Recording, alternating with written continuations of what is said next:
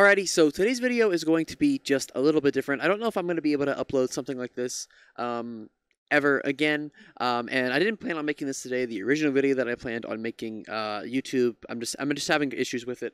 But today we're going to be reacting to a call that I made into the Majority Report yesterday, where I asked Sam Seder, who I believe, and I truly do believe this, is one of, if not the, and I think he is the best. One of the best debaters, just in general. You know, he knows exactly how to get under people's skin. He knows exactly how to expose people that he is debating's arguments. He knows exactly how to, you know, make their position or make it seem like whoever he's debating is more in agreement with his position than the position that they are arguing for. He does that a lot with libertarians. You know, he exposes the logic of their beliefs. You know, the Charlie Kirk debate is that is one of my absolute favorites. I absolutely love his Charlie Kirk debate. I can't get enough of that shit.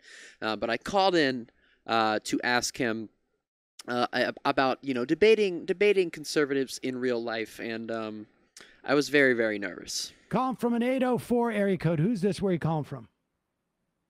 Is this me? Yep. Also, just a quick little note. I don't know why, I really don't know, but my call audio is so bad. I think it's because my phone is, I've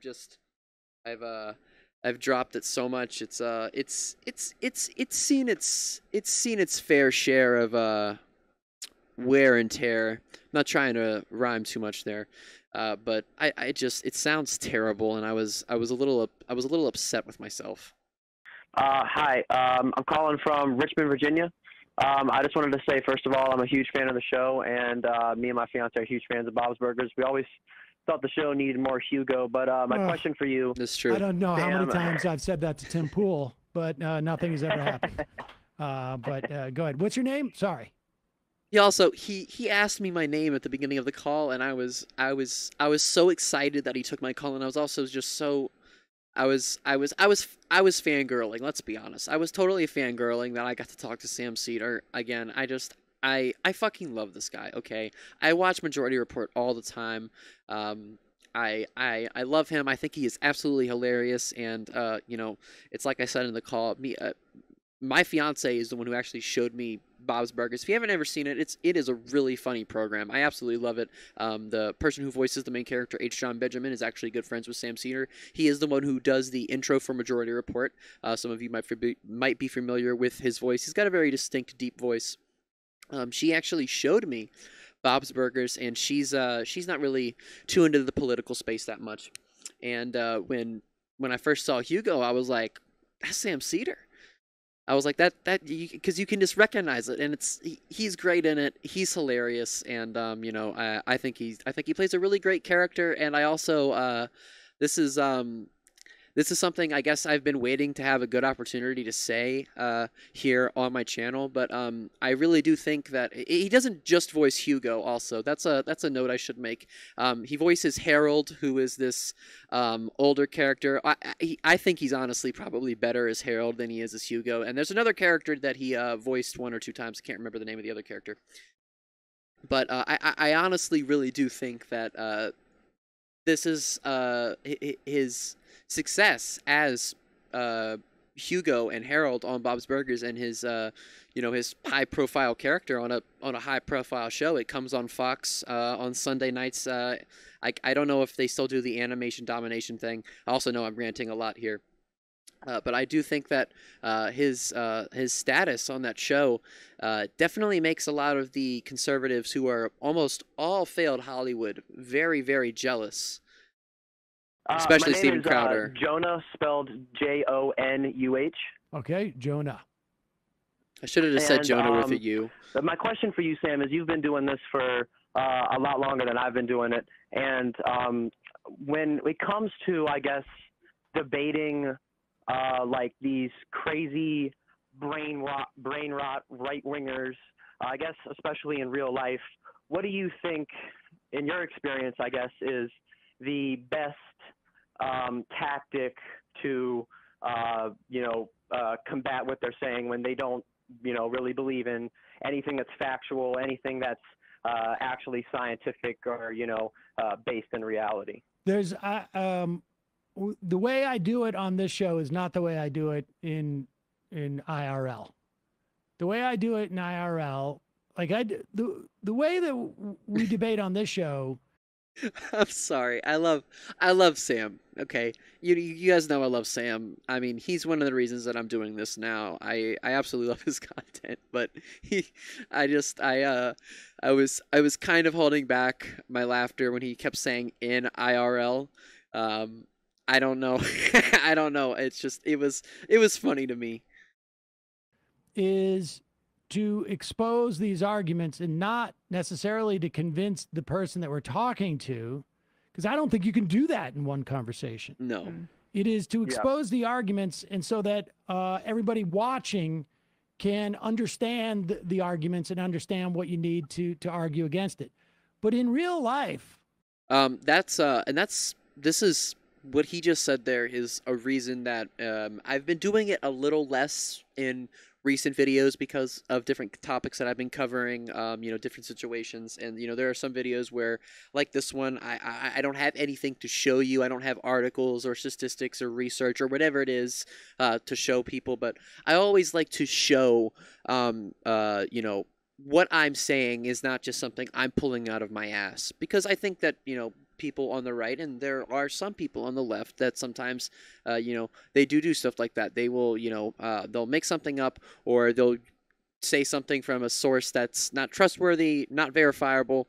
I always like to show what I'm talking about. And then again, sometimes there are some times when I don't do that in my videos, just because there are some talking points that I use that I constantly reiterate, like when it comes to gun control. There are just things like, the amount of guns is far higher than the amount of citizens in this country, that, I don't always feel like I need to show it, because I've shown it before. I've iterated it so much. That's something that, it doesn't seem like it's going to change in the near future, but only get worse. But I absolutely resonated with that point. Like, it's a long project.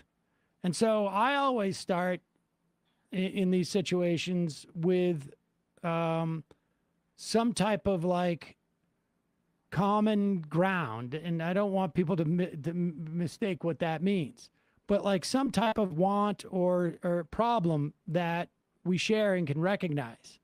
You want to get inside of what they call, and this is what you do in media training, but you do this in person too. You want to get inside the circle of trust, as it were. Mm-hmm. So acknowledging, something in their life that gives you credibility in their eyes. And, there's undoubted, like, whatever. It could be anything. Health insurance is too expensive. Yeah. Absolutely. And everybody agrees. Health insurance, you got to find that point of agreement, and then from there you go slow. And I always go slow. And really, in my mind, like, it depends on the situation, but in my mind, it's always like, I'm just going to plant a seed, and it's going to take one or two other situations for that seed to grow. But I'm just going to plant a seed. That's what I try and do there. Yeah. And in a minute, he's going to say that patience is the key, and that's something that just in general, not when it comes to specifically politics and political situations and conversations, which is what specifically I asked him about. Patience is something that I have struggled with just in my life. My entire life, I've always struggled. I'm not really a patient person. I do think that's because one of the reasons for that is because I got a smartphone when I was very, very young. I was 4th grade when I first got my an actual real smartphone, and I think that is kind of conditioned me to want things instantaneously, to want to achieve a goal or get something or whatever it is, to be able to do it almost instantaneously. I press a button, or I do one thing, or I do the bare minimum, and it's there. And I've definitely in my personal life again grown, I guess. I've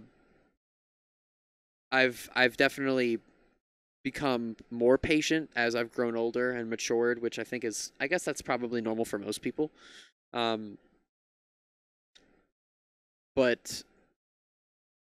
it's frustrating. It's extremely frustrating sometimes, when because even people in my own family, they're brainwashed. They're brainwashed by the Republican Party. They're brainwashed by the GOP. They're brainwashed by these fascists that go out and they pass this. They introduce this legislation. They pass this legislation. They go out and use this dangerous rhetoric. They say, well, there's a border crisis. It's trans people in sports.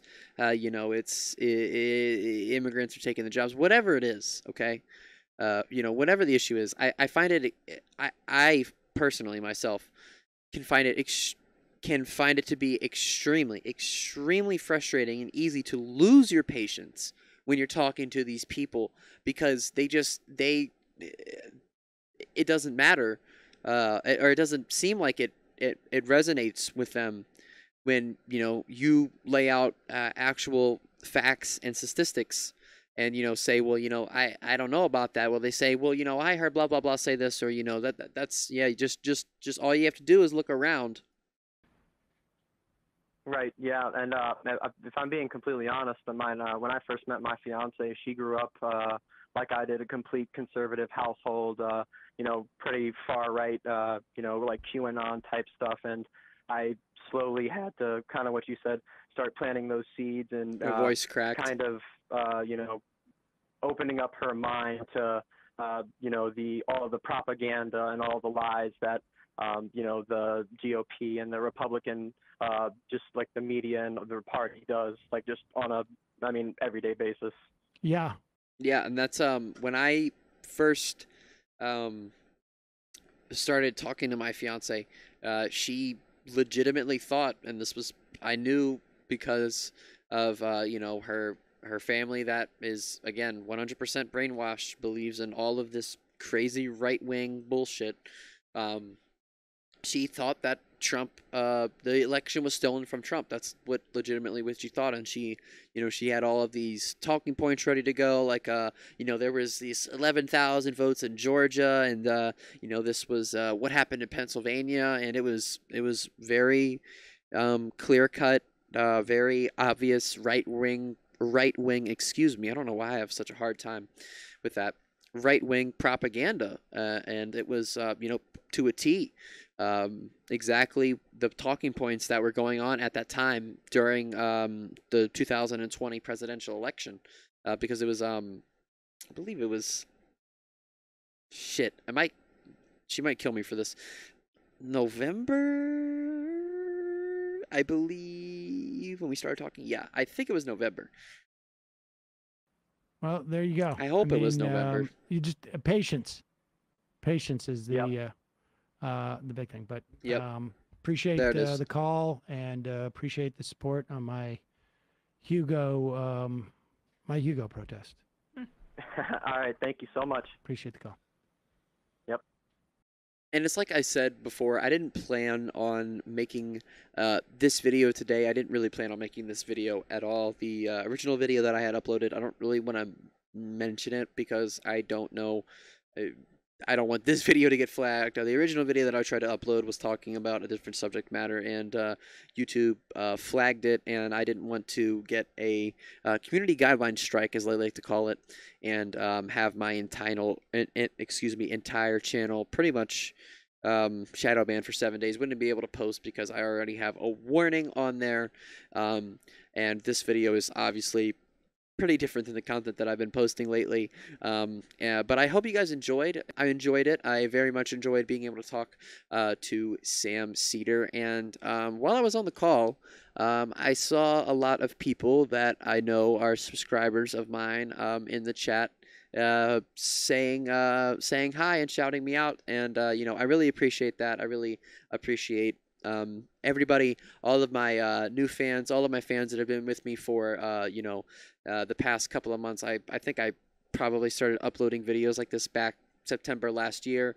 and I try to upload every day, but I just want to give big thanks to everybody new and old, and everybody that has supported me throughout my tenure here on YouTube. Thank you so much. This is going to be it for the video. Hit the like button, hit the subscribe button, press that little bell, turn on all notifications so you guys never miss an upload.